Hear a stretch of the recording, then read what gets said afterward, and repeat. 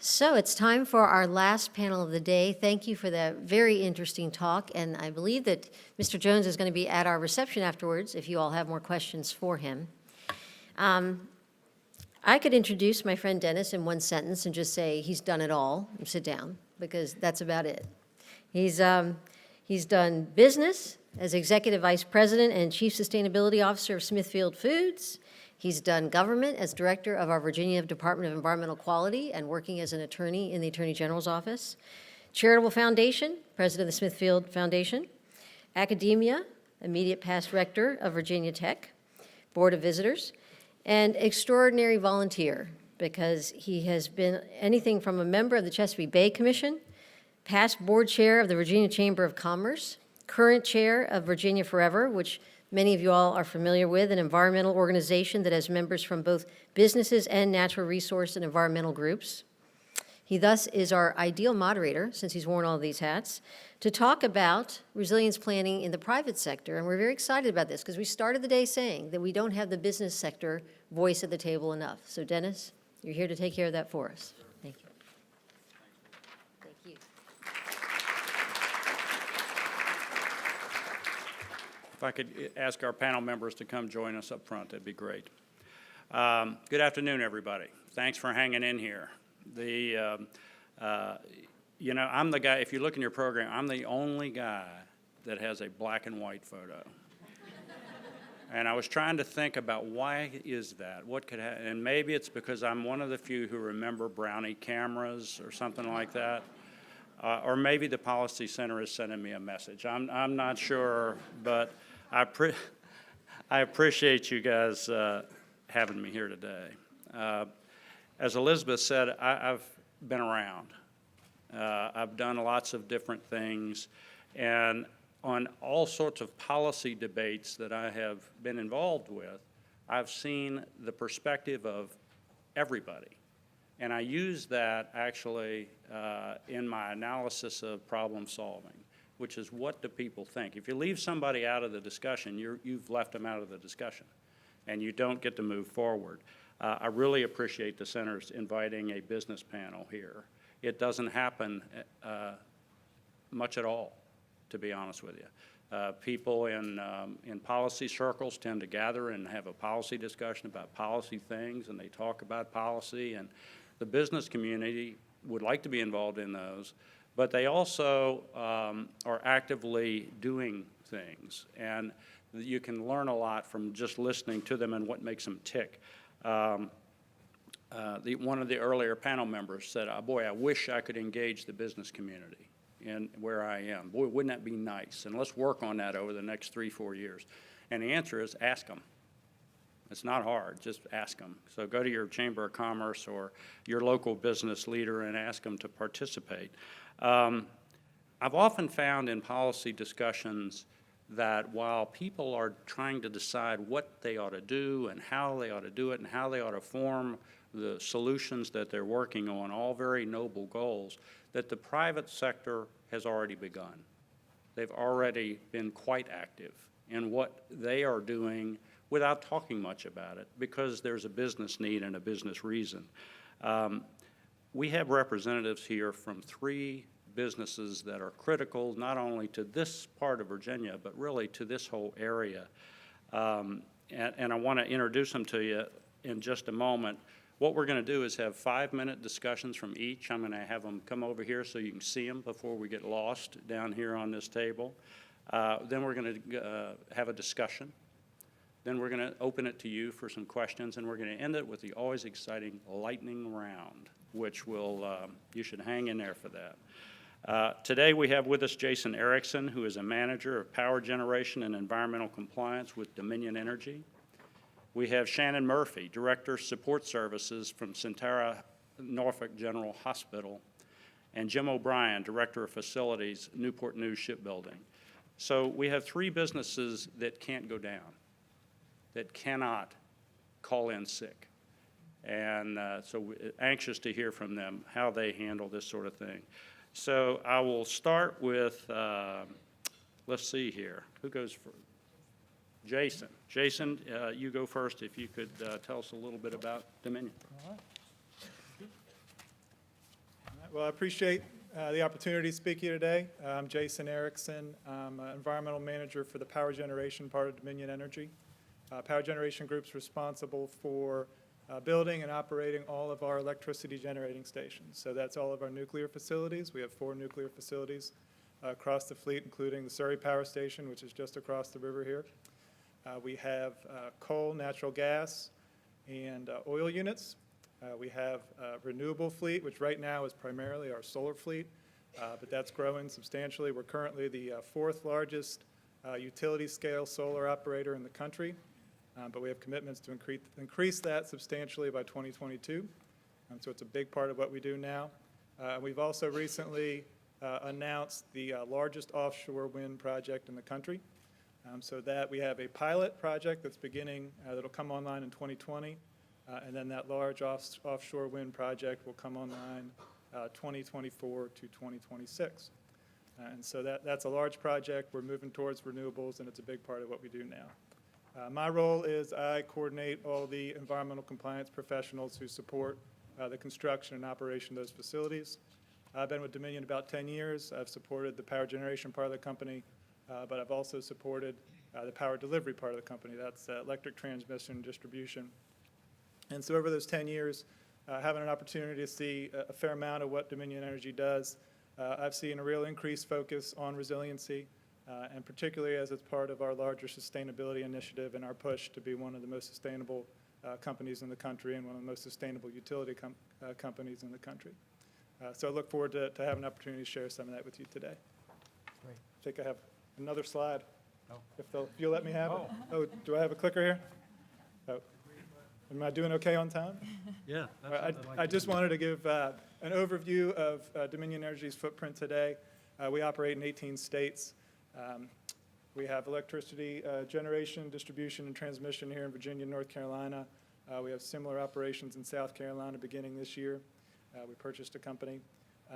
And we have solar facilities in 9 states. And then I have our natural gas operations, which span 3 parts of the country, southeast, northeast, mid-Atlantic, and Utah, and Colorado area. And I just wanted to show this. I'll be focusing mostly on Virginia and North Carolina, but just give you an idea of where we are. And resiliency is a big deal for us kind of across our operations. We have a lot of assets that are at risk for different issues, both man-made and natural. And so our ability to be resilient to a range of issues, including coastal issues, is critical to our long-term success and a big part of our sustainability initiative. And as we talk about coastal resiliency today, I'll talk about what we're doing on the infrastructure side and the operations side to be able to withstand storms, increase frequency, increase severity of storms, and sea level rise. I'll touch on infrastructure hardening. I'll focus a lot on our electric distribution part of our company. That's where kind of the front line where some of our facilities are closest to coastal areas. I'll talk about grid technology. We have plans in place to essentially create in Virginia and North Carolina a self-healing grid, a grid that's more intelligent and allows us to minimize outages in an automated manner and reduce overall impacts of storms, a more resilient grid. Generation diversity. As we push towards renewables, which are intermittent sources of generation, we need to continue to have diverse generation sources, including our natural gas fleet, and our nuclear facilities. We're expanding the life of both of our nuclear facilities in Virginia to support that push towards renewable. And then finally, event preparation and response. We're a utility company, that's what we do, but we continue to drill on it, train on it, and continue to look at how we do that into the future. So look forward to getting questions. And to the extent I don't answer things as we go along, we recently released a sustainability report which covers a lot of these issues and some of the resiliency issues. And there's brochures in the hallway where you can get more information. Great. Shannon, you want to tell us a little bit about Centerra?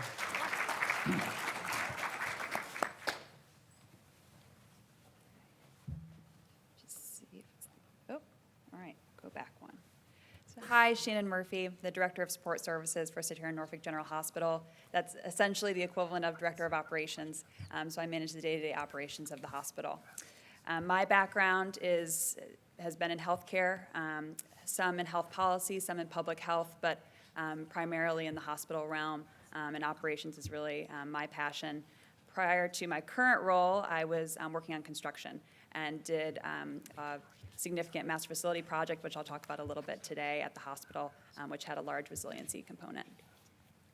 So Sentara Norfolk General Hospital, we improve health every day. That's the mission of Sentara. That means that we can't close just because there's a storm. You know, we have to keep our operations going. We're a busy hospital. We are at or near capacity almost every day of the week, 525 beds, full, ED full. And so when a storm hits, the patients don't stop coming. We do have the ability, though, where we can't necessarily release patients back to the community. So that's an interesting equation that doesn't always work out. We're complex. We're the only level 1 trauma center in the region. We are one of the few organ transplant centers in the state. We're a burn center, and we also have complex care for heart conditions. So we have certain services that the community needs 24/7. We have a large staff, and we have a large hospital, so lots of different components related to resiliency there. So we have, this is hot off the press, a new FEMA flood map that was just presented to our executive team 2 weeks ago. So we're taking this back and seeing, okay, how does this change what our plans are? Hurricanes and flooding are the top identified vulnerability of our hospital today. We are a highly regulated organization. All of healthcare is. And so every year we have to do a study on what our vulnerabilities are as an organization. And that can include anything from civil unrest, tornadoes, technology going down. And so to have hurricanes and flooding be our top vulnerability really says something about where our priorities are as an organization. And what our concerns are, just to list a couple there, those are the chief things that we think about as an organization, and we'll touch a little bit more on those in the panel questions, which I look forward to chatting more about. Great. Thanks, Shannon. Jim, how you want to introduce Newport News Shipbuilding?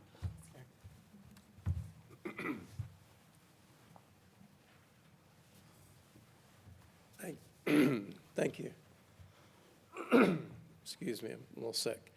I'm Jim O'Brien from Newport News Shipbuilding. Huntington Ingalls Industries is our corporation. We have 2 shipyards and another division.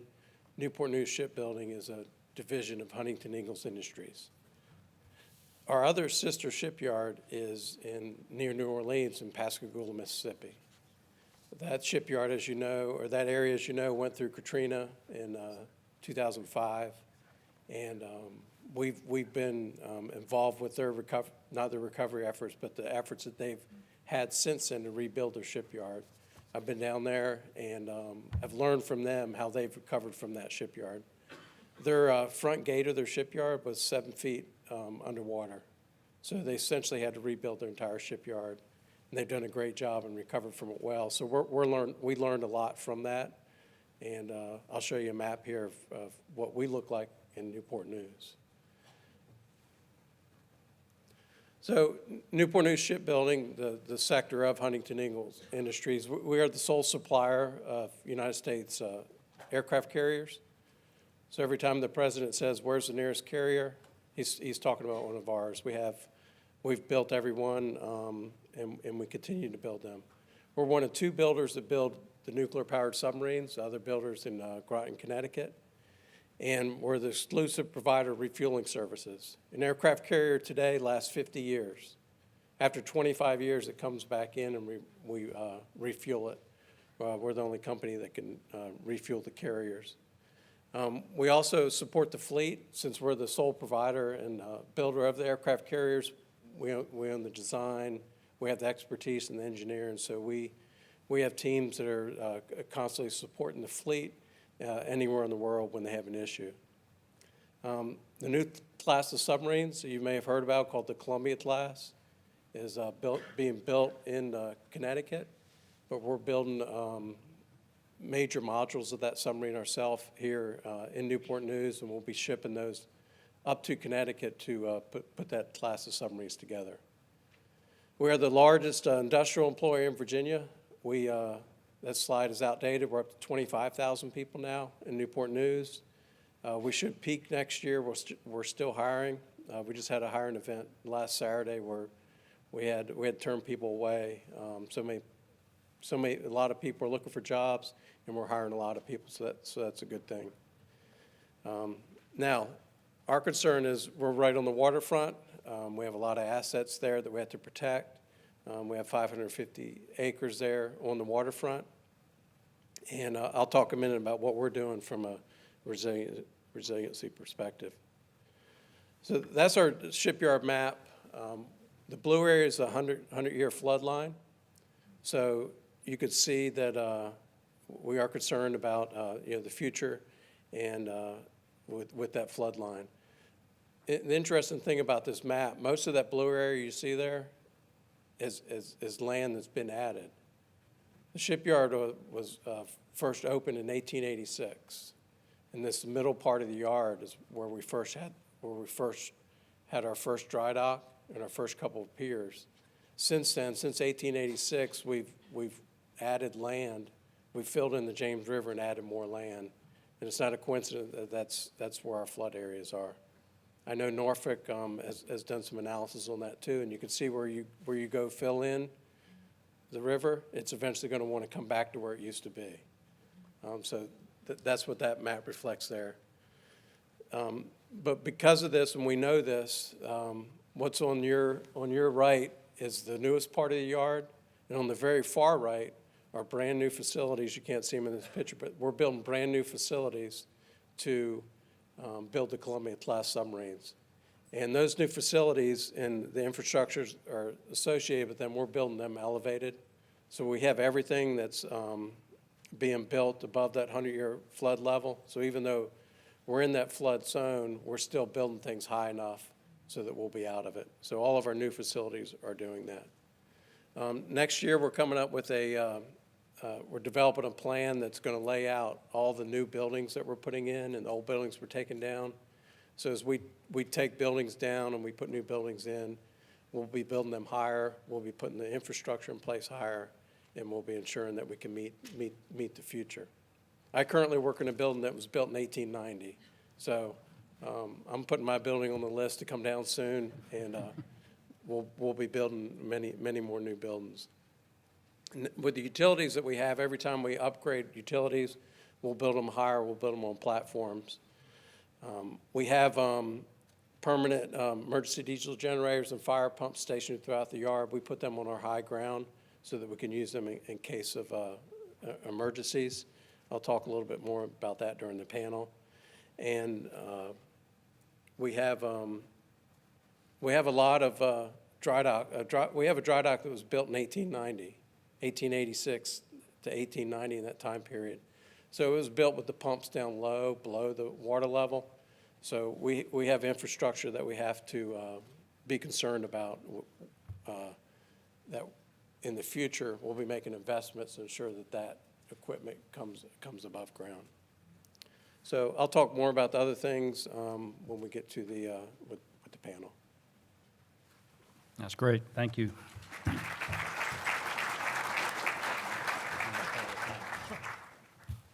All right, Jim, you just sat down. Okay. You get the first question. Okay. You mentioned some of it up there in your intro. What strategies do you have in place for staying operational during storms and storm recovery? In other words, what are your resiliency procedures at the shipyard? Okay. Thank you.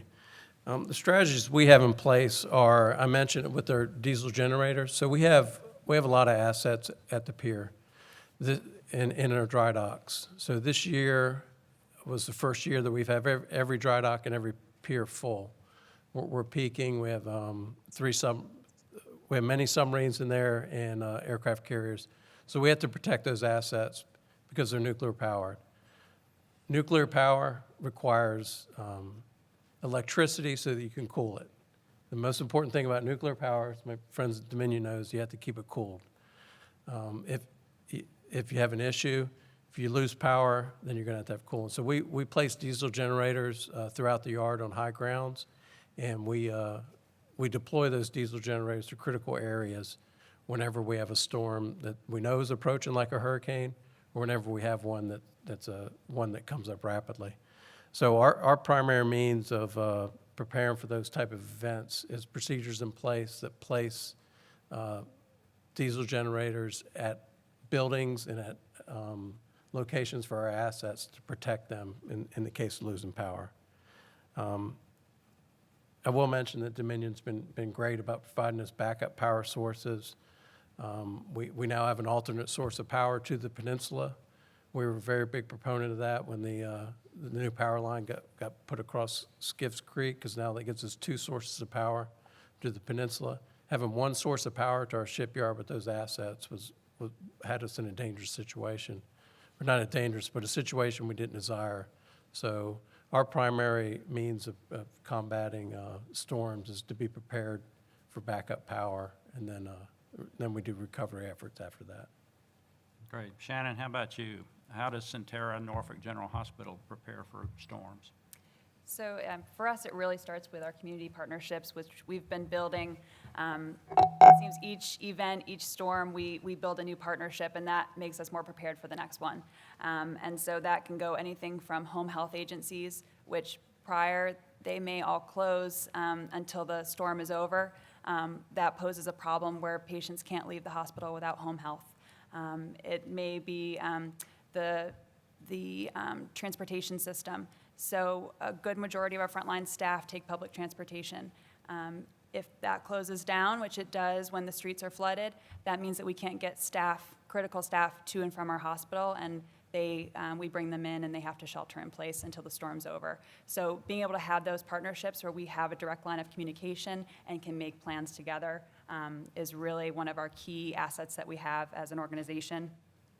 I think facility hardening goes into a key part of that. So bringing up generators, making sure that we know where the 100-year flood line is, and everything that we do is above that line.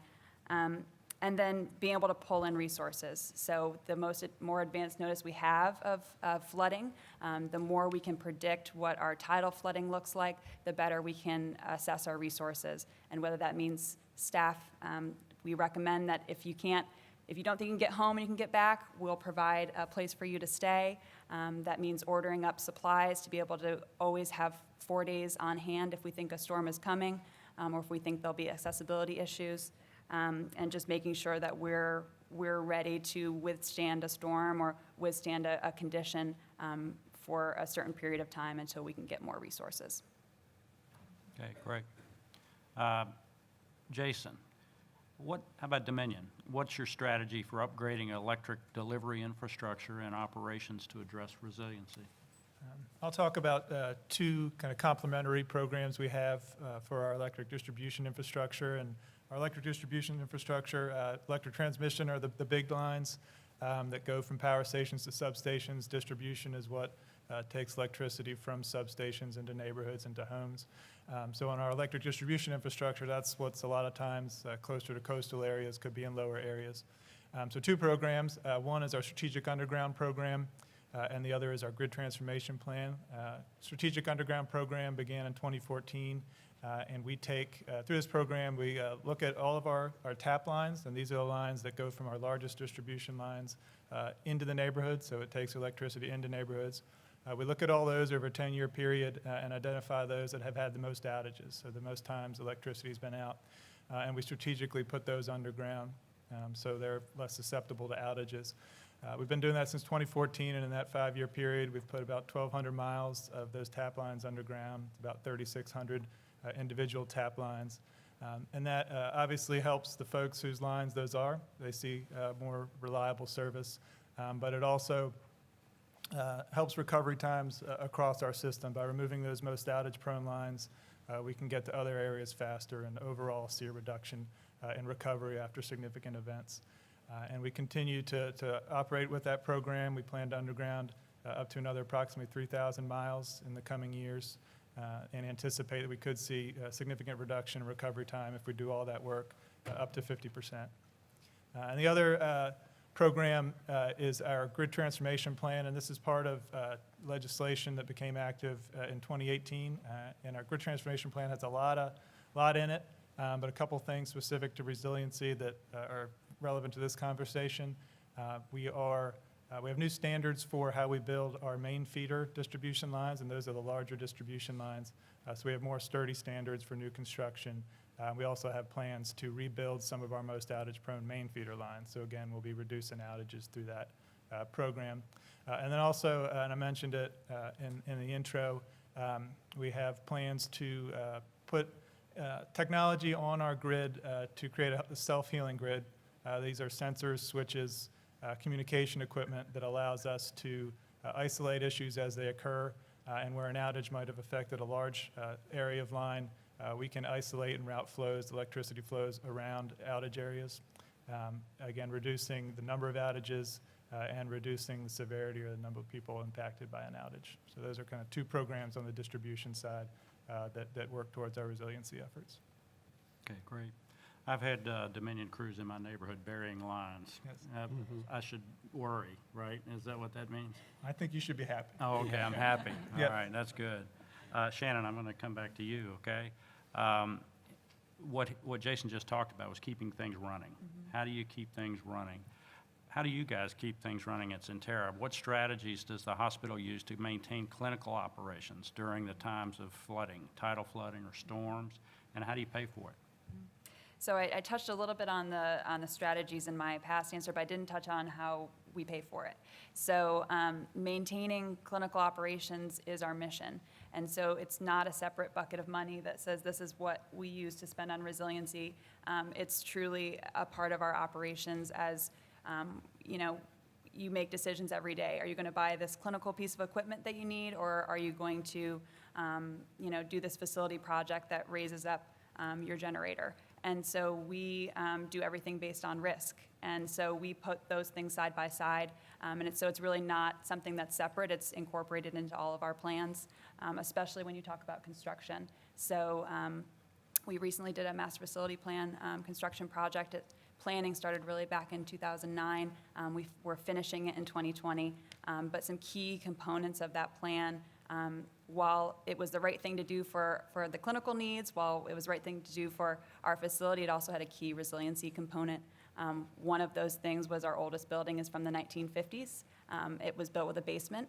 And so that, with 180 degrees of water exposure to our hospital, a basement really isn't the best use of the space. So we pulled generators out of that space. We pulled other critical equipment out of that space and put it up on the roof. We added some redundancy into our operations. We also moved the helipad up on the roof. When you think about flooding, it doesn't do you much good to have a helipad that's underwater. You can't get anyone in or out. So we added that onto the roof. And so really we're looking at, every 10 to 20 years our facility has grown and we've built out. We're no longer doing that. We're building up. And so, we just have to live in the reality that we're in today with the information that we have, and use our dollars, whether it's, our operational dollars, our capital dollars, and put that towards our resiliency and mitigating our risk. Okay, great, thanks. Jim, you talked about your program, you talked about your processes. If a storm is brewing and you know it's coming at you, can you tell us a little bit about the process you use to prepare for that? And let us know, how often have you had to do this? How often have you had to invoke the procedures that you're going to talk about? Okay. How often? Pretty much about once a year, there's a major hurricane that comes close within us. The primary times that we have to invoke our procedure for storm preparations is for the hurricanes. We have a condition-based system where we go from condition 4 to 3 to 2 to 1. Condition 4 is if it's within 72 hours of getting hurricane strength force winds, we'll go into a checklist of things that we do. And that'll be preparing to put barges in dry docks, the wet docks, and move other assets around, secure assets, add storm lines. And if we go to condition 3, which is within 48 hours, then we'll take it a step farther and start securing more things in the yard. And then condition 2 is within 24 hours. Last year, or this summer, the one that hit North Carolina, I'm sorry, Michael, Florence? was it last year? Florence? Florence. I think that was the one where we went to condition 2, but we didn't go to condition 1. Condition 2 is if it's within 24 hours, and then condition 1 means it's going to hit us. We have not had to go to condition 1 since Isabel, I think in 2000, early 2000s. So, but going to condition 2 is a very, going through that sequence from 4 to 3 to 2 is a very expensive process for us.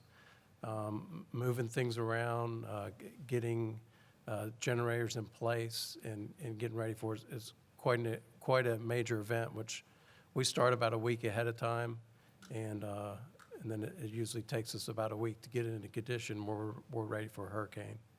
We have 500 cranes at the shipyard. That's a lot of things we have to secure, and we have the dry docks. One thing that we do that we can't do that the Navy does, the Navy will send their ships out of Norfolk. But our ships usually aren't in a condition where they could be put out to sea because we're working on them. So one of our biggest concerns is our dry docks. So it's a big hole in the ground, and if the sea level rises high enough, it's going to come over our gates and go into the dry dock, and you don't want to flood a dry dock with an asset in it because it's not prepared for that. So that's our biggest concern is the flooding of our dry docks.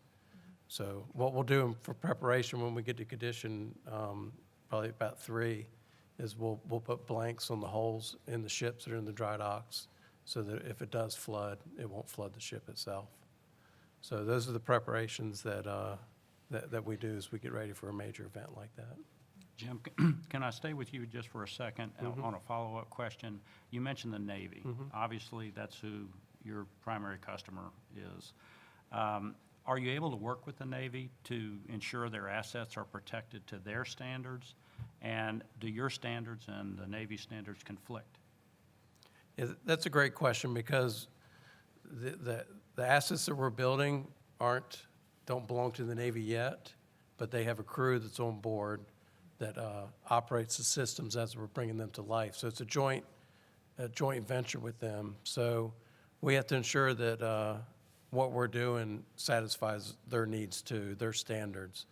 So we pretty much have to meet with them and walk through every asset that we have in the yard and ensure that we agree on what we're going to do. We have had some disagreements over the years, and we've had to work through those. For example, if you have a submarine in a dry dock, one thing you can do so that it doesn't flood uncontrollably, is to controllably flood it. You could purposely flood the dry dock and gracefully bring the submarine up, as opposed to a storm coming in. So we've had to work through the Navy with that. We're confident in our analysis of our numbers, of our predictions of what the tide levels are going to be during a storm, and we know whether or not a dry dock's going to flood. So, but they tend to be a little more conservative than us, and they want to take drastic measures sooner. So we just have to work with them and come to an agreement. During the last storm, I did stand at the dry dock gate, and I stood there and I watched during high tide, and it was close, but not close enough. So the wave action, splashes water over the dry dock gate, but that's not enough where our pumps can't keep up with it. So yeah, the Navy is an important element of the work that we have to do. Great, thanks. Jason, in your opening remarks, you mentioned sustainability, and Dominion has an aggressive sustainability program. How does coastal resiliency fit into and contribute to your sustainability program at Dominion? A couple goals of our sustainability program is efficiently serving our customers into the future and moving towards renewables. And to do both those things, we need a resilient grid.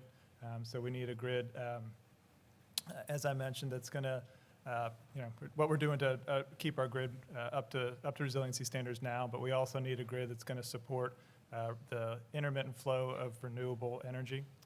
So we are taking those upgrade measures that I talked about before, as well as making upgrades to our electric transmission system to allow for that intermittent transmission of electricity from our renewable sites. And then also, again, the diverse generation. We're taking significant measures to make sure that we have the right generation mix to support renewables that operate on an intermittent basis. So when the sun is shining, our solar facilities are operating. And when it's not, we need to have other resources that are going to provide base load or continuous power or dispatchable power that we can turn on and off. And so that's where our natural gas facilities come into play, and our nuclear facilities. And I mentioned it briefly, but we have put in applications to the Nuclear Regulatory Commission to extend the life of both the North Anna facility and the Surrey Power Station by 20 years. And so both those facilities will be operating past 2050. Surrey into the early 2050s and North Anna into the late 2050s. And that'll again allow us to continue to support our renewable growth through carbon-free baseload nuclear generation. Okay, great. Jason, can I stay with you? We've talked, the three of us, or the four of us, have talked about facilities. We've talked about buildings and structures and that sort of thing. How about people? What does Dominion do in the way of preparing the workforce for a resiliency program like we're discussing, in addition to the physical programs that you've talked about? And similar to Jim mentioned, our power generating facilities all have hurricane response procedures. And so just like he talked about, we have certain actions that occur within certain time periods of expected storms and certain wind speeds. We do different things. And a lot of that is geared towards securing equipment, making sure our facilities can operate safely during a storm, and if they can't, bring them down safely. But also a big part of that is making sure that our staff is safe. So we, as part of those plans, we identify who needs to be at a facility during a storm, if there do need to be people there. And if we do need to have people there, we make sure that we get the people who don't need to be there out, and where do they need to be in the right period of time, and then make sure that the folks who are at the facility have the right resources and supplies to both do what they need to do at the work or at the facility and be comfortable and safe while they're doing it. And that's kind of power stations. Company-wide, we have business contingency plans. So every department across Dominion Energy has plans that we drill on and train on for if we were not able to access our work location, and if we may not be able to access our normal communication processes. We have communication trees, alternative work locations where we go if there's a significant event, man-made, natural, and that's something, again, we train regularly on. I work in an office, and I've had to use that plan, know what to do, and it's a big part of what we do. Okay, great, thanks. Shannon, back to you.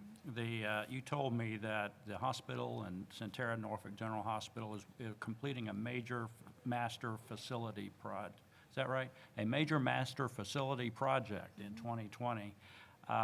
Can you tell us how resiliency, or if resiliency is incorporated into your big plan? Absolutely. I touched on it a little bit, but it's facility hardening. It's moving resources up out of basements, off the ground floor. Our 100-year flood line, I think, is at 8 feet, something like that. The hospital is at about 9.5 feet. So we're above the flood mark, but we also may become an island. And so how do we get people in and out and get resources in and out when we are operating, but the things around us are not? And so we've hardened our facility. I think we have further to go, but it's now kind of also looking outside and saying, how are we hardening the infrastructure around us to make sure that we're supported in our operations? And so, that's working with our campus partners. Eastern Virginia Medical School is on our campus. The CHKD, the Children's Hospital, is on our campus. We share a lot of infrastructure, so we have a shared utility plant on the campus, which is even higher than the hospital, but it's essential. You can't lose any of your cooling capabilities in an emergency. You know, that with humidity going off, then you can't do any OR work. Most of the equipment is very sensitive to temperature and humidity, and these are million-dollar pieces of equipment. So we have to be able to maintain all of those functions, and part of the master facility plan was hardening a lot of that infrastructure to make sure that we are able to maintain our operations. And if we go on generator power, we have enough generator power to last us through 96 hours is what we base everything on, but longer if needed. Great. Thanks a lot. We're going to ask one more question and open it up to the audience for a few minutes, and then we'll come back for really fast questions at the very end. So Jim, you get the last question. Okay. You mentioned it in your opening. The shipyard's 133 years old. It's been there for a while. It's right on the water. You have to lift structures to build submarines, which doesn't sound exactly right, you know, but it does. You mentioned that, you gave an example that the building you're in probably needs to be torn down or somehow refitted. What standards are you going to build new buildings and new structures in this older facility that the shipyard is in? Yeah, as I mentioned before, that is a big concern of ours, is some of the existing infrastructure that's susceptible to flooding. We've had some cases where we've had to relocate some of our infrastructures in our south yard, which is our oldest part of the yard. But what we're doing today with the new buildings that we're building is we're building them 2 feet above the 100-year flood line. So 1 to 2 feet above. And we're building utility platforms so I think we're at the same level. We're about 8 to 10 feet above our datum is where we're building them, so we can stay above that 100-year line. But probably one of my biggest concerns is the pumping capacity and the pumps that we have for all of our dry docks that we use. If you were to have flooding in the dry dock, you need to pump them out, and some of those are in areas where we'll need to relocate them to higher ground. And right now, we have protection systems in place, but our long-term goal is to replace them and build them at higher grounds, because they weren't built at levels that back in the 1800s that are sustainable today. Okay. Good deal. All right, we're going to open it to questions from the audience, and then we'll return just for a moment at the end. Who has questions for this panel? No questions for the panel. Question? One quick one. Jim, how long have you been at the facility in charge of doing what you do? I've been there 35 years. The first 33 I spent testing and taking the ships to sea and building the ships and just assuming that everything was going to be great in the facility, which it was. And now that I'm in charge of it, it's not so great. It's a lot of work. So I've been doing institutional history there. Yeah, about 2 years in the facilities job. Jason, I just wondered if there is one asset that you worry about the most. I think it's our electric distribution infrastructure. These are lines that go into neighborhoods. These are lines that are along Virginia Beach coastfront. That's where you see flooding. That's where they're exposed to wind. And that's why some of these initiatives that I've talked about putting some of that stuff underground or hardening that is important.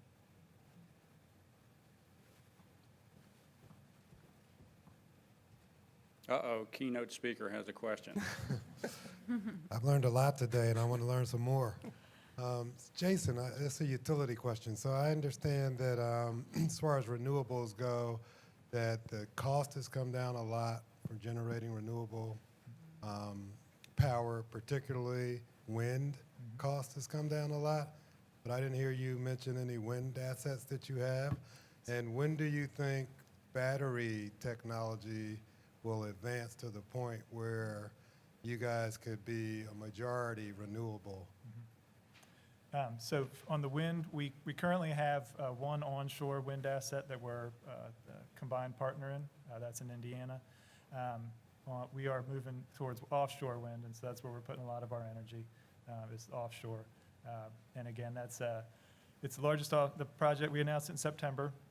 So pilot project starting this next year. It's 2 6-megawatt turbines, so allow us to see, how putting those in place 27 miles off the coast of Virginia Beach, what that's like. And then beginning in 2024, we'll have on the order of 220 turbines that we'll be putting in place over a 3-year period. It's 2,600 megawatts, which is about a third bigger than the Surrey Power Station. So it's a big, it's a lot of energy. It's a big facility. Your battery question, I mentioned the grid transformation plan, which came out of the Grid Transformation Securities Act. That also drove us to do some battery pilots. So we're in the process now of doing about 16 megawatts of battery pilots at a power generating facility and 2 of our electric transmission assets. So we're in the beginnings of that. Okay. Other questions? Yes, sir. Yeah, this is actually for all three, and the question is, what are you doing for cyber resilience? I could start with that one. So actually, I mentioned that we assess all of our risk, and we do that annually, and we rank them. I got 3 calls while I was here today. One was about a cyber ransomware attack that an article just came out about in New York City, and a hospital lost patient data as a result of ransomware. And I got a couple other ones that were related to the facility, but it seems like an everyday occurrence. We're seeing cyber and IT risks. We have an entire department that focuses on that as part of our organization, Centera Healthcare. And it's training frontline staff of what to look for, what to do, what not to do, all the way to changing the back-end IT processes and structures that we have. So it's really a full force, full frontal attack that our team is doing every day. You next or me? I'll go. For the first 100 years, we didn't worry about it. But the last 30 years, we've done a lot. We have probably about 20 years, past 20 years or so, we've been tape backing up. We back up everything by tape and then ship the tapes off and put them on higher ground. But now we have a live data center off-site. It's in a different location in Virginia. So we're transferring all of our data that we take every day off-site to higher ground in Virginia. So we have a really good backup. As far as cyber attack goes, we have a large department that is watching that every day and working on that and trying to keep our network secure. And it's getting harder every day, but we have a really good team that's working on that. We work closely with the government, and they share information with us that really helps us to stop those attacks. Okay, so I have a question. Jim and Shannon, way in the back. Both of you spoke with some confidence about plans that you're doing, what you're developing, because structures were a foot, maybe 2 feet above the 100-year line. Something built on historical data. You've got facilities that have very long lifespans, one would assume ahead of them.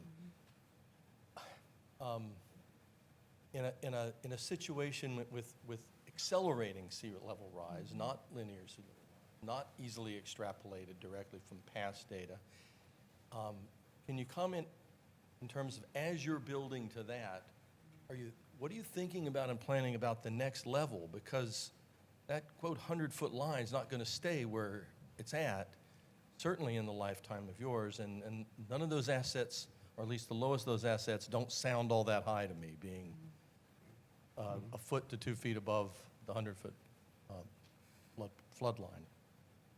Want to go first? Want me to go first? You go. Okay, I'll go first again. So the graphic that I showed in one of my slides was a map of the campus, and that was a 100-year and 500-year line, and I didn't describe that well. So the 100-year mark, we're above that line. The 500-year mark is 11 feet, and we're at 9.5 feet. So, and I mentioned that that was presented to our executive team about 2 weeks ago, so I think we're a work in progress. You know, I think that's the best answer that I can give is, you know, we're building, in the past, had been building towards 100-year lines in the future, and all the projects that we do in the future, it's going to be the 500-year mark. There's no way around that. We know that that's coming. And so we've done an assessment of all the things that need to be raised up now above the 500-year mark. And I think we'll continue to make those internal assessments and, like I said before, manage our risk and do our projects accordingly.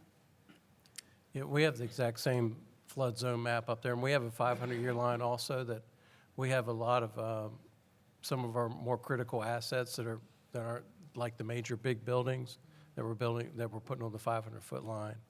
So we do keep that 500-year line in mind, and we're building some of our things that are easier to build and easier to locate at that level. But the major building and the infrastructure, the building may be at the 100-year line, but we have all the electrical supply distribution systems and all the utility systems in the buildings themselves. We raise them. I had a picture in there I didn't show, but we raise them above that 100-foot line. So we put the critical things up really high, but the buildings right now are currently going just above the 100-year line.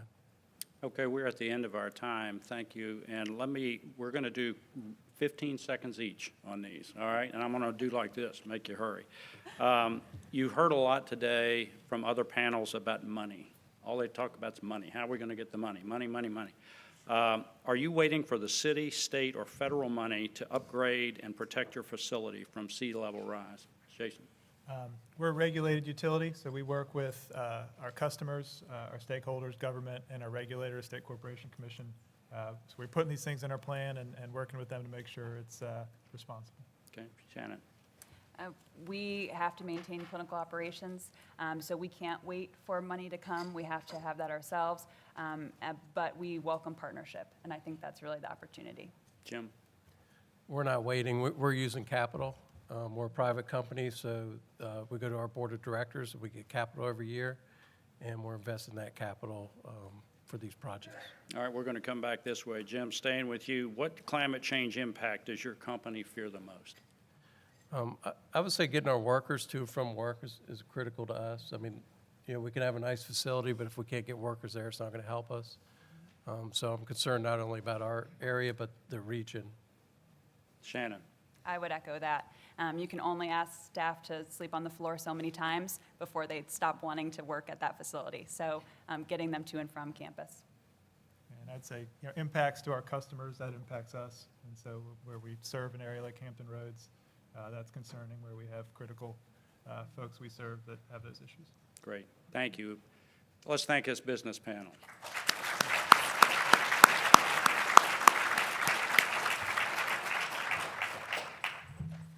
That was terrific. Thank you, Dennis, Jason, Shannon, Jim. Thank you all, especially Jim, because you're sick. Thank you for doing double duty here, so beyond the call of duty. Really quickly, I want to share with you just a couple of my takeaways I wrote down today. One is, we have a brand-new flood risk management standard. So thank you, Governor Northam. Thank you, Secretary Strickler. Thank you, Admiral Phillips, for that important step forward. Two is our comrade coastal states are doing some very impressive things. Unfortunately, I didn't hear any magic silver bullet about funding. I don't think any of us have the answer about funding, but we're trying. Apparently, I know nothing about banking. And from what you all said as you came up to me, you're in the same boat. So that's the whole point. This was to start the discussion. Well done, and I hope that that's the beginning of many future discussions about how we can partner with our banks in this endeavor. Evidently, neither the banking nor the credit rating industry knows any more how to value green infrastructure and ecosystem services than we do, but we did hear that perhaps a regional approach could be a path forward for a regional problem. And finally, how we started the day. We need the business community, the private sector at the table. We need their leadership, we need their resources, we need their expertise. So let's start that by all commingling together at the reception down the hall. Thank you for another great conference. Appreciate it.